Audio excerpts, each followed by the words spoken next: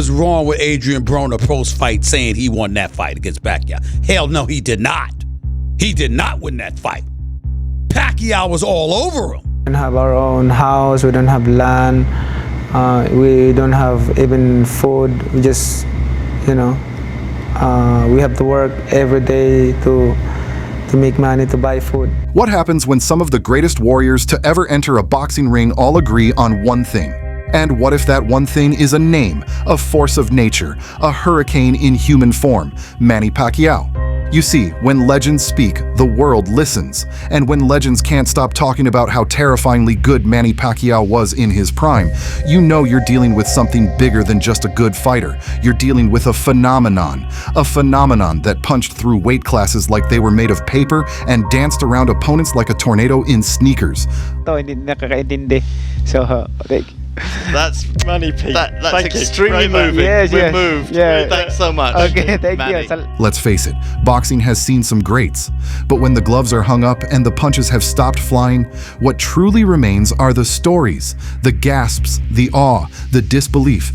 And Manny Pacquiao is at the center of many of those tales. From shocking legends into silence to making world champions look like amateurs, Pacquiao didn't just fight, he performed miracles. The kind that left even the cockiest pros wiping sweat from their brows in relief. They never had to face him in his prime. Ricky Hatton was one of the brave few who stepped into the fire, and boy, did he get scorched.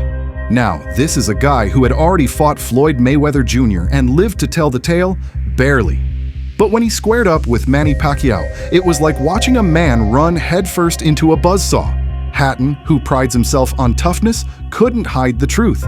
Manny's speed wasn't just fast, it was unfair, a blur of destruction, like fighting someone who didn't believe in the laws of physics. And yet, the story doesn't begin or end with Hatton. It's a tale of broken strategies, battered egos, and champions forced to admit that, yes, they too fell under the spell of the Pac-Man. Floyd Mayweather, known for his ego as much as his defense, gave Manny his flowers. Not in press conferences, not when the cameras demanded it, but in those rare moments when the truth leaks through a smirk. Mayweather didn't just survive Manny, he escaped him. That's right, escaped. He got thoroughly beat decision-wise on that fight. I don't know what he was talking about when he said everybody knows he won the fight. Adrian Broner did not win that fight. And by the way, Jim Gray pointed out accurately, he averaged less than 8 punches around. What did I say when I interviewed him last week, huh, Jim? I said, they say you don't throw punches, man. He said it ain't about how many, it's about the right time. But let's not skip ahead, because every champion Pacquiao faced brought something different to the ring, and each of them walked away changed, physically, emotionally, spiritually. So buckle up, because this isn't just a stroll through boxing history. This is a no-holds-barred confession session from the biggest names in boxing, all testifying under the bright lights about the unrelenting force that was, and still is, Manny Pacquiao. Mike Tyson, congratulations. This is a beautiful gym. I hope that there's a lot of people will inspire to train here. Thank you. Congrats. Mike, congrats. Congratulations. Yes, beautiful. I'm here to support you. Thank you. Appreciate it, brother. Oscar De La Hoya found out the hard way. The golden boy, once untouchable, walked into that fight with Manny with the air of a man who had seen it all. But he hadn't seen Manny. Not like that. De La Hoya entered the ring with pride, history, and championships. He left it questioning everything. Every punch Manny threw wasn't just fast. It was surgical. De La Hoya couldn't breathe, couldn't move, and then, like a tragic Shakespearean hero, admitted something no fighter should ever have to say.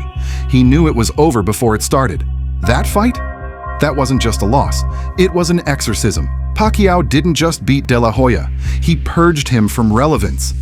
You know the great thing about Manny? He didn't just beat you with fists. He beat you with movement. He beat you with rhythm.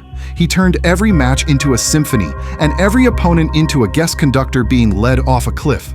Floyd Mayweather, the untouchable maestro of defense, admitted that Manny was probably the best he'd ever faced. That's no small compliment from a man who could dodge bullets with shoulder rolls. But even Floyd couldn't deny that Pacquiao's angles, his footwork, his combinations, it all came together like jazz. Brutal, beautiful jazz. Well, it kind of shocked me because Pacquiao tends to lead with his head, which is how Marquez got him in that third fight. Correct. But he was quicker. He was quicker. He was predictably more aggressive. He connected more. That 8th and 9th round, he was all over Adrian Broner. All over him. And then there's Joshua Clottey. Now here's a man who, for reasons unknown, decided to walk into the storm with an umbrella made of ego. He didn't just lose, he folded like cheap origami. And years later, Clottey practically admitted what fans suspected. He never stood a chance. He was underpaid, underprepared, and outclassed. He couldn't even find the will to throw. Manny's punches came in flurries, like machine gun fire from every direction, and Clottey's only goal became survival. But Manny didn't just humble champions. He made them rethink their careers. Keith Thurman came in hot, full of bravado, calling himself the new king of the welterweights. But Manny was 40 years old, and he treated Thurman like a sparring dummy. One knockdown, then another. And while Thurman showed heart, he couldn't do what most of Manny's opponents couldn't either: solve the puzzle. Pacquiao's speed, his timing, that violent left hand. By the time you figured out how to react, he'd already moved 3 steps ahead. He also has a case for greatest fighter, pound for pound, who ever lived. Think about, by the way, I don't think he wins that argument. Sugar Ray Robinson is safely ensconced in that position. But Henry Armstrong, Muhammad Ali, Harry Greb, Sam Langford, Floyd Mayweather, Pernell Whitaker, whoever else you want to mention. Even broadcasters couldn't keep neutral. Max Kellerman, a man who's made a career out of talking logic and stats, nearly exploded with admiration trying to describe how utterly ridiculous Manny's rise was.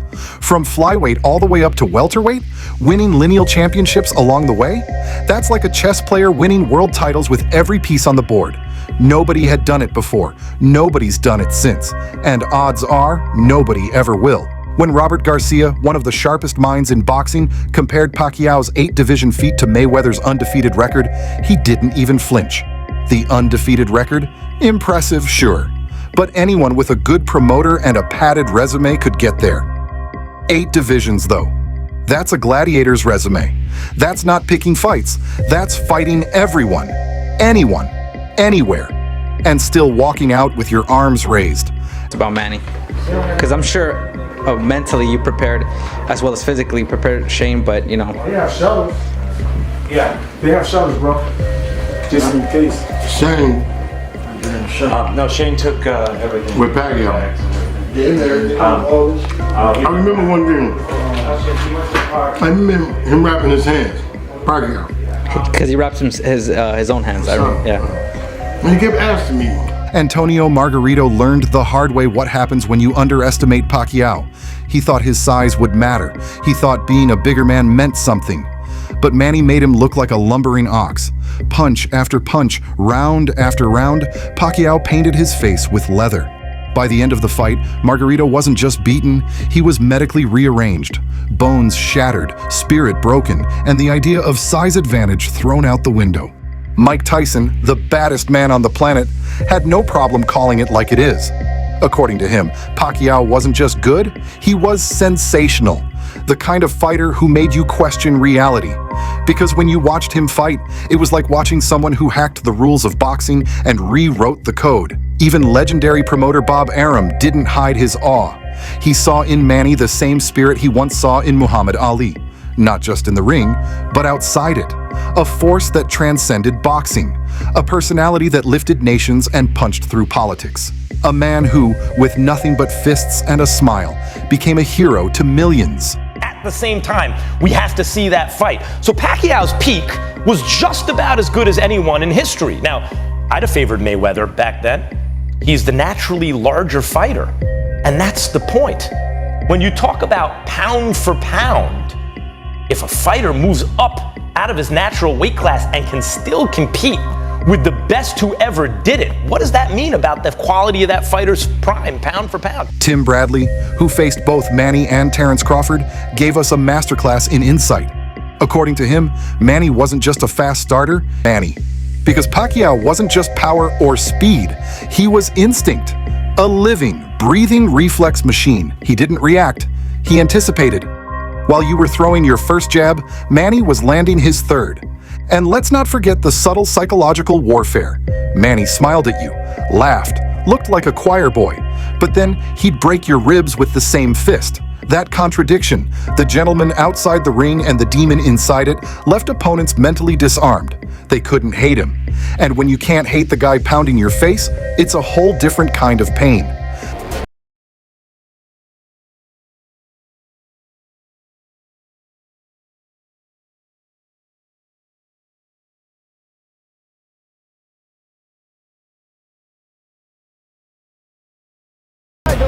Let's rewind for a second. How often do boxing legends, notorious for guarding their egos like championship belts, collectively lower their shades, tip their hats, and say, "That guy?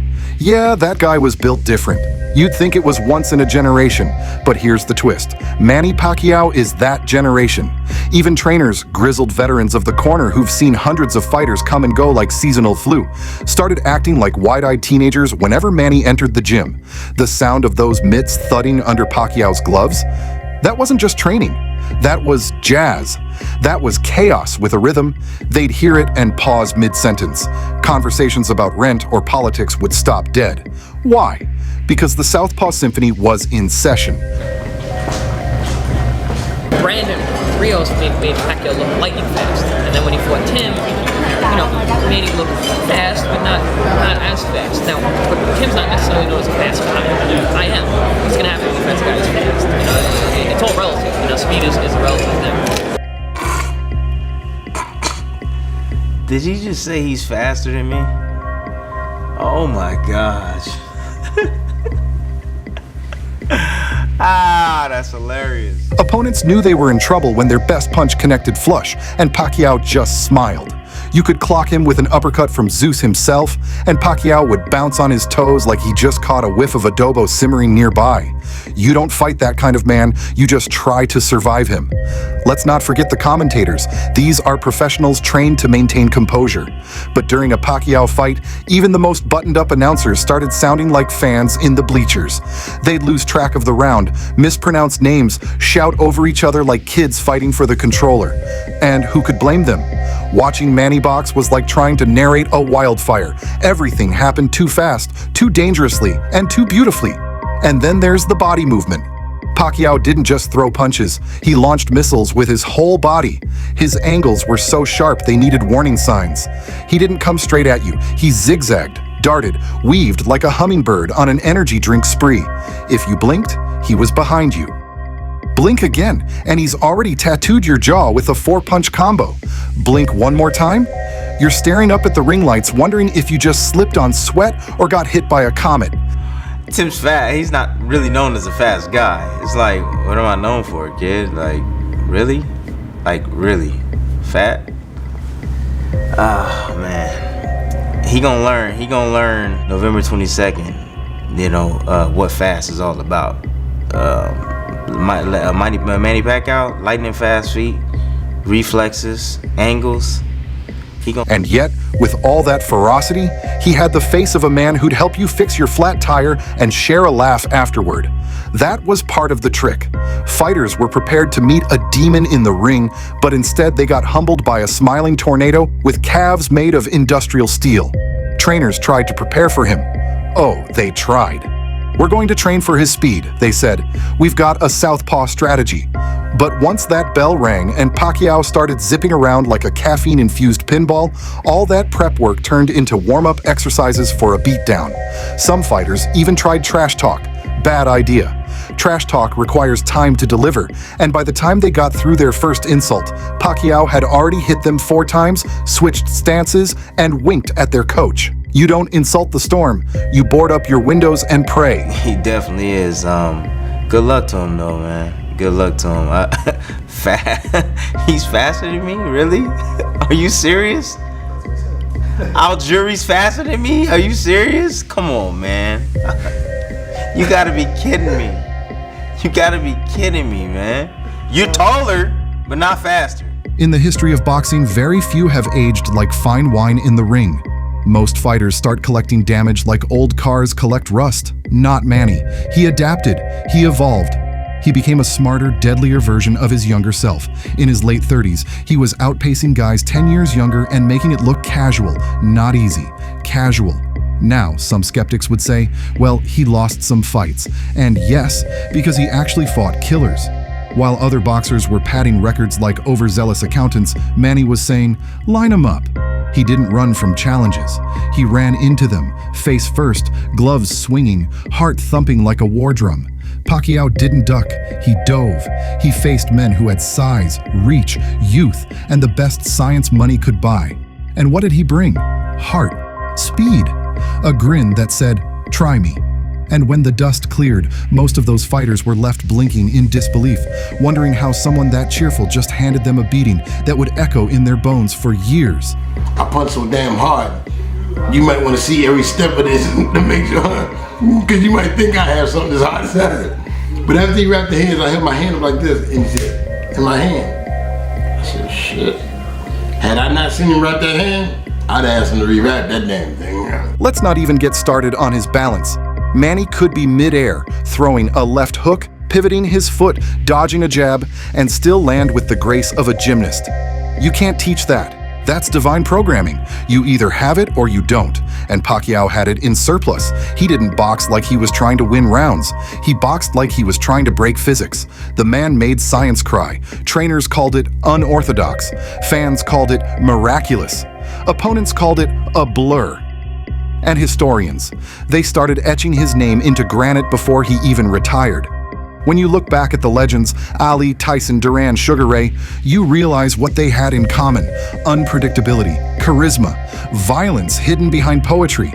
Manny had all of it, with one added feature: humility. He wasn't boxing to showboat. He was boxing because it was the only way his soul could scream. That's why legends praise him, because legends recognize each other by scars, not belts. And the ones who shared the ring with Manny, they left with stories and x-rays. And just when you thought he was done, that he'd fade into retirement with a Senate seat and a halo, he'd return. He'd lace up again. Because for Manny Pacquiao, retirement wasn't an end. It was just intermission. The curtain hadn't fallen, it just paused to catch its breath. You can bet the 2024 comeback isn't just a publicity stunt. This is Manny's final stanza, his last page in the epic he's been writing with his fists. And trust this, he won't whisper the ending. He'll scream it with every punch. He'll make it unforgettable. Sabermetrician had a way of ranking baseball players that I came across as a kid and thought, that's really smart. You have to rank them at their best and then also over the course of their careers. Because when you have that argument, are you talking about who accomplished the most or what heights did they reach? What peak did they reach? Take either for Pacquiao. Take his peak. Was it at 140 pounds when he obliterated Ricky Hatton, Miguel Cotto, and then Oscar De La Hoya, though that was at 147? Was that Pacquiao's peak? Because remember, that's when the Mayweather-Pacquiao hype actually reached fever pitch. Oh my God. So for the skeptics out there, the ones saying, why come back? Because legends don't fade quietly. They leave echoes. And Manny Pacquiao is ready to echo one last time.